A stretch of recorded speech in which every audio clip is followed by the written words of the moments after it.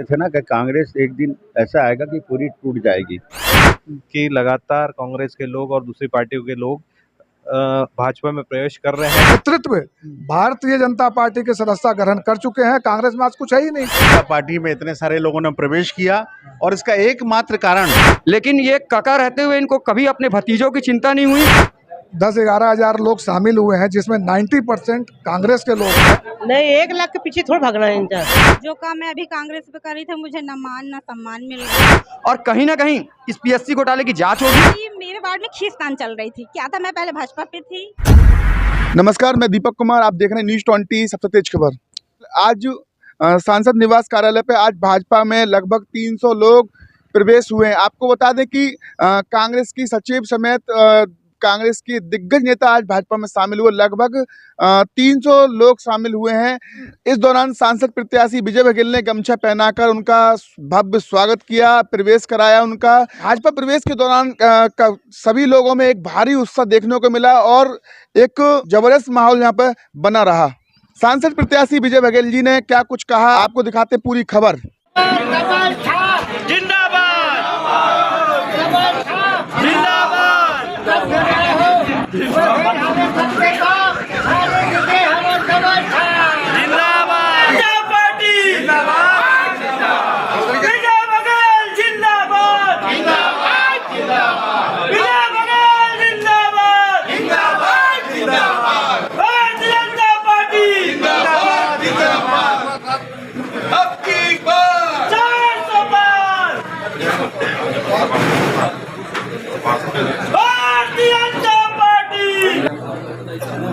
देखिए सामने माँ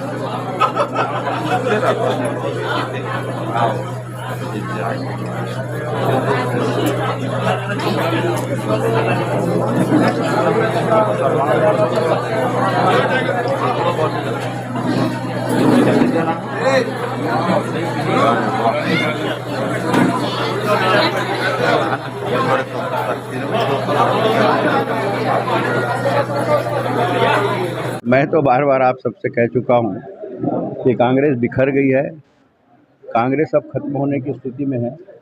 और जो हमारे मोदी जी और शाह जी बोलते थे ना कि कांग्रेस एक दिन ऐसा आएगा कि पूरी टूट जाएगी, क्योंकि कांग्रेस का कोई विजन भी नहीं है, कोई मिशन नहीं है। सिर्फ सोच है तो परिवारवाद की, सिर्फ सोच है तो भ्रष्टाचार की, सिर्फ सोच है कि इस देश को कैसे बिखेर दिया जाए, कैसे बाहरी ताकतों को, जो विदेशी ताकत है, उसके हाथ में इस भारत को सौंप दिया जाए।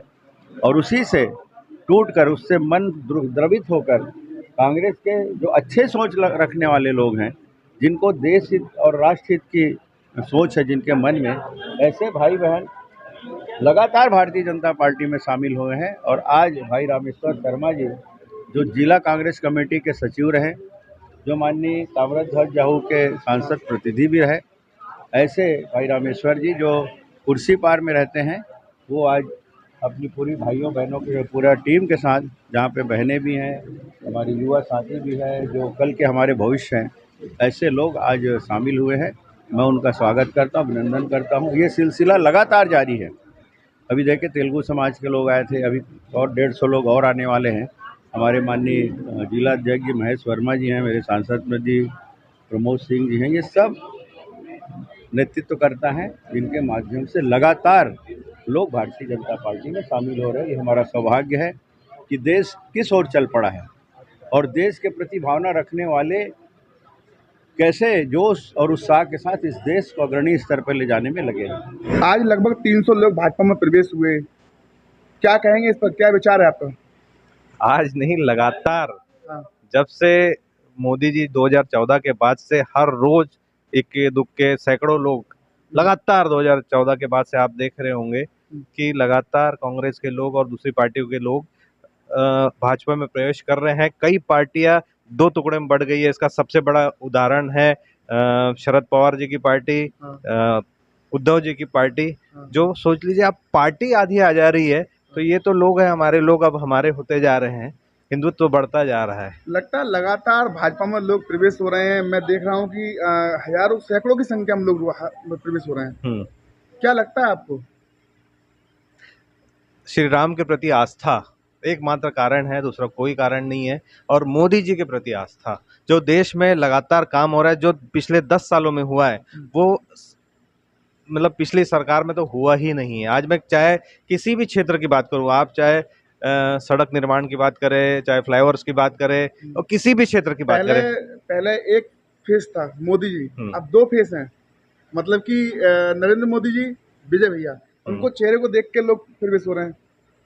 विजय भैया को तो मैं आलू मानता हूँ, जिसके साथ जाते हैं, जहाँ जाते हैं, मिक्स हो जाते हैं। वो सब लोग अपने मतलब दिल में बैठा के रखे हैं विजय भैया को। वो एक प्रकार से आलू, ऐसे बोलते हैं ना सब्जियों का, मतलब किसी भी सब्जी में मिक्स कर सकते हैं। आलू है, शक्कर है, तो भैया विजय भैया हमारे वही है, सबसे प्रेम करते हैं, सबके दिलों में बसते हैं। आज भाजपा प्रवेश की हो, किन विचारों को लेकर प्रवेश किया आज? भाजपा पे इस उद्देश्य से क्योंकि मैं जन सेवक हूँ, सेवा भाव से मैं काम कर रही थी। जो काम मैं अभी कांग्रेस पे कर रही थी, मुझे न मान न सम्मान मिल रहा था, इस वजह से मैंने फिर भाजपा ज्वाइन कांग्रेस किया। में कब से किया? मैं हुई हूँ कोरोना काल के टाइम से। कोरोना काल के? जी। अच्छा, अभी जो भाजपा प्रवेश हुए, किन विचारों को लेकर प्रवेश हुए? क्या मोदी जी में अच्छा लगा, क्या विजय भैया में अच्छा लगा? विजय भैया तो अच्छे हैं ही हैं, और मोदी जी को तो सब तारीफ कर रहे हैं, कोई बात ही नहीं है। अच्छा, सबसे बड़ा सवाल है कि जी। आप कांग्रेस से भी आए हैं। जी। कांग्रेस 1 लाख रुपए देने का वादा कर रही है, जी। युवाओं को 30 लाख नौकरी देने का वादा कर रही है। इन सबको क्या समझते हो आप? सबसे पहला तो बात है कि अभी जो था बेरोजगारी भत्ता देने की बात थी, ऐसी क्राइटेरिया रखी गई थी कि कोई उसमें शामिल ही नहीं हो पा रहा था। 2500 रुपये जो था, तो मिल ही नहीं पा रहा, ऐसी क्राइटेरिया रख दे रहे हैं, तो इस तरह का लाने से भी कोई मतलब नहीं है। वही बात अभी 1 लाख रुपए भी कुछ क्या सुनवाई नहीं होती? जैसे आप बता रहे कि हमारा हमारा मान सम्मान नहीं हो, क्या? सुनवाई मेरे वार्ड में खींचतान चल रही थी। क्या था, मैं पहले भाजपा पे थी, बाद पे मैं कांग्रेस ज्वाइन करी, तो जो स्थिति थी कि जो नए लोग गए हैं उनको जो सम्मान चाहिए था वो नहीं मिल रहा था। लगभग कितने लोग साथ शामिल हुए? 200 लोग कब से। बहुत अच्छा लग रहा है। अच्छा लगा? हाँ, बहुत अच्छा। मोदी जैसे अच्छे, बहुत अच्छे हैं और रहेंगे हमेशा के लिए। क्या खास लगता है मोदी और विजय भैया में?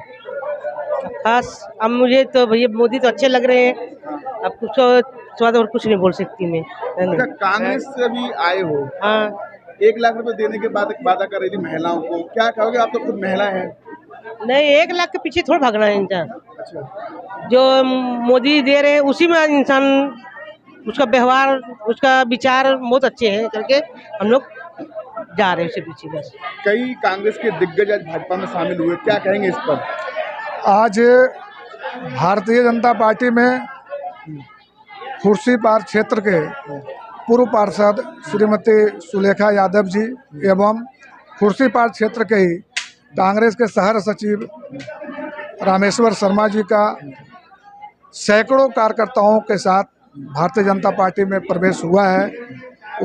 और हमारे आदरणीय सांसद विजय बघेल जी गमछा पहनाकर भारतीय जनता पार्टी प्रवेश कराए हैं। 400 पार का आप नारा लगा रहे हो, कांग्रेस में खलबली मची हुई है, क्या कहेंगे इस पर? कांग्रेस में खलबली मची हुई है, ये कोई बड़ी चीज़ नहीं है। कांग्रेस जब से भारतीय जनता पार्टी आई है, आदरणीय नरेंद्र मोदी जी प्रधानमंत्री बने हैं, तब से कांग्रेस में खलबली मची है। और लगभग उनके शीर्ष नेता और नेतृत्व भारतीय जनता पार्टी के सदस्यता ग्रहण कर चुके हैं। कांग्रेस में आज कुछ है ही नहीं। उनके खलबली मचने से भारतीय जनता पार्टी को कोई फर्क नहीं पड़ता है, और भारतीय जनता पार्टी और अभी बहुत दूरी तय करना है। कांग्रेस के दिग्गज नेता भाजपा में शामिल हो रहे हैं, अब तक लगभग कितने शामिल हो गए? लगभग अब तक अभी लगभग 10-11 हज़ार लोग शामिल हुए हैं, जिसमें 90% कांग्रेस के लोग हैं। और अभी आगे और भी देखते जाइए, अभी और भी काफ़ी लोग जो हैं कार्यकर्ता कांग्रेस के, वो भारतीय जनता पार्टी प्रवेश करेंगे। लगभग आज कितने लोग शामिल हुए और लगता है कांग्रेस का सुपड़ा साफ कर दोगे आप? कांग्रेस का कुछ बचा ही नहीं है, अब उसमें साफ करने के लिए है क्या? जो भी और कुछ लोग हैं जो उसमें अच्छे लोग हैं, जो अपने आप को अपमानित महसूस कर रहे हैं, वो जरूर जो है कांग्रेस छोड़ करके भारतीय जनता पार्टी जो कार्यकर्ताओं की पार्टी है, जो एक छोटा से छोटा कार्यकर्ता भी भारतीय जनता पार्टी में राष्ट्रीय अध्यक्ष और प्रधानमंत्री बड़े बड़े पद से सुशोभित होते हैं, वो है भारतीय जनता पार्टी। आज कितने लोग शामिल हुए?